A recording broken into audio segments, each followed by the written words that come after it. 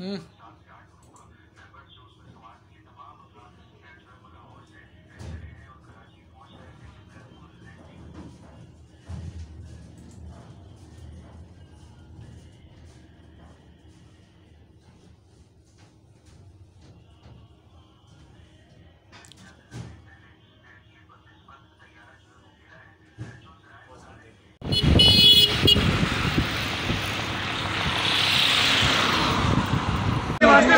जरूरी नहीं है भाई, अभी 4 से 5 गाड़ी घर है यार।